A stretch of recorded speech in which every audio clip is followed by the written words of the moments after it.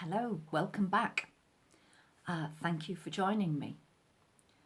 I'm going to be talking about rules.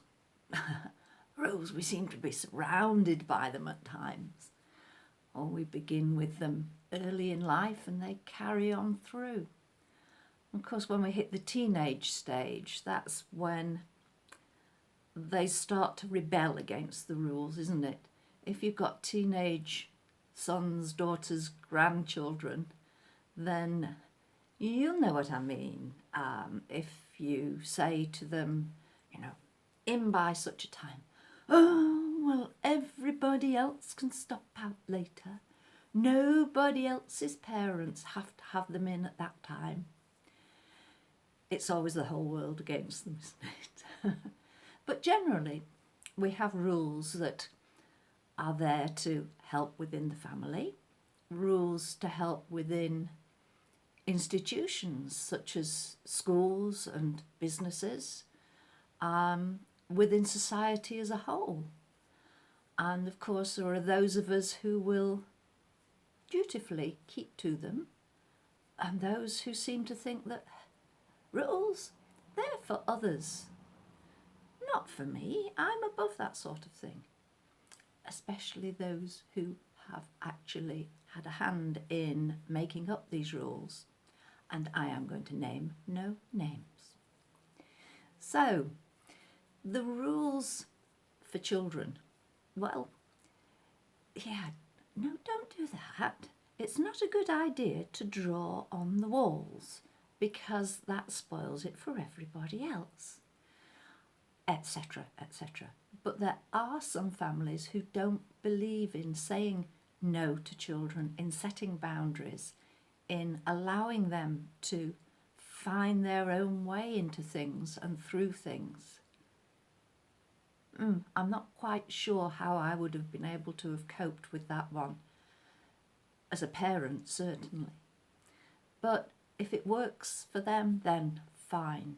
But does it work out in society where there are rules that those children will be expected to keep to? I can remember in secondary school, walk on the left-hand side of the corridor. People would mumble, oh, why do I have to do that? But then fortunately, when they got a bit older and maybe got to driving, they presumably saw the wisdom of keeping two separate sets of traffic, be it on foot or in the things that we call cars and motorbikes, etc., that it is a good idea to have set ways of behaving. Though having said that, you have to remember if you swap countries. I know we went on a holiday to France and my husband went early one morning to get bread, etc., from the local village, and he came back saying, oh, he'd gone all the way down the hillside, along the side of a river to get to the village, driving on the wrong side of the road.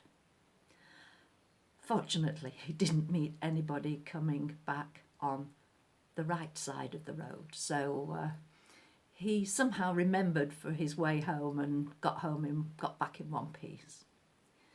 So when we're in school, we have the rules that we have to obey as part of our learning. The rules for maths, if you've got addition, subtraction, multiplication, division, the brackets, the order, the rules by which we need to follow to work through those processes correctly. And once you have, it's all very logical and it's makes sense. When it comes to the English language, the vagaries of the English language, we've developed our language from so many different sources. We've got bits of Latin, bits of German, bits of goodness knows what thrown in. And that doesn't help at all. And we've got the rules, I before E, except after C.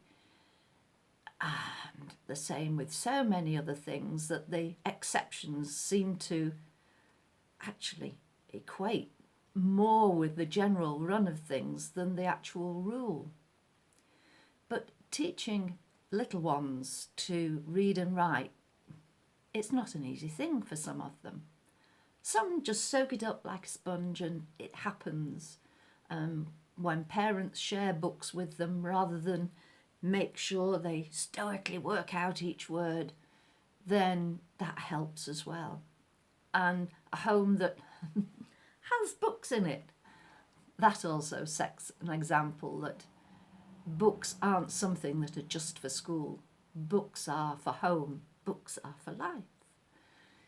But when it comes to the phonic part of learning to read and write, it can be confusing. I mean, parents know that the letters are called A, B, C, D, E, etc.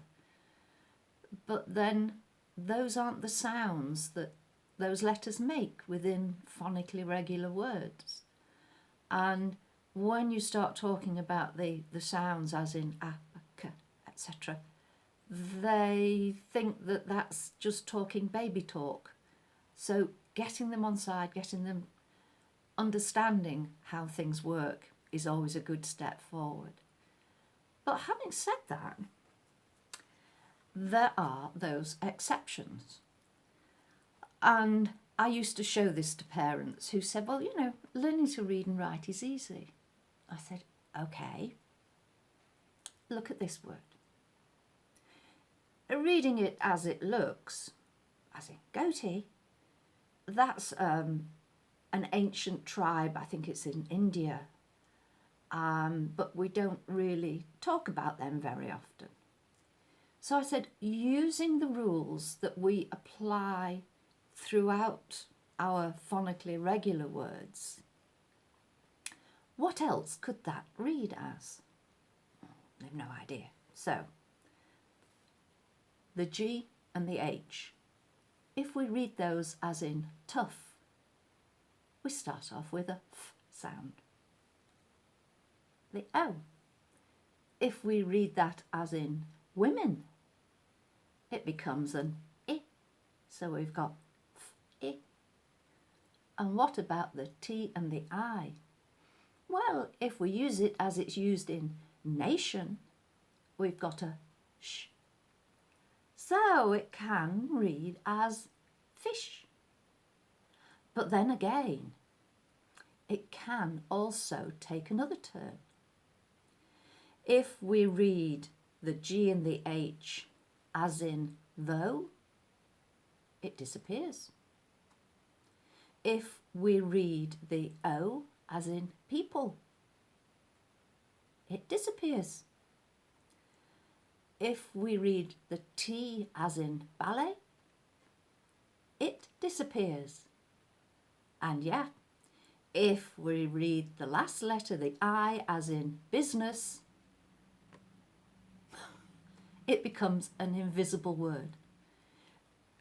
So don't be surprised if you have little ones who struggle with phonics. The English language really is a mishmash, and sometimes it can be rather complicated. So follow the rules that you need to follow.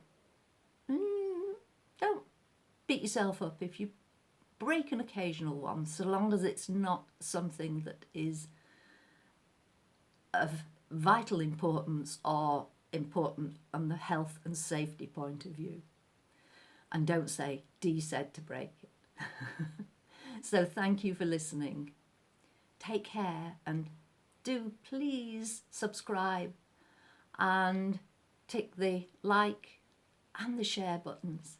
I really, really would like this little channel of mine to begin to grow some, so your help and support would be very much appreciated. Take care. Bye.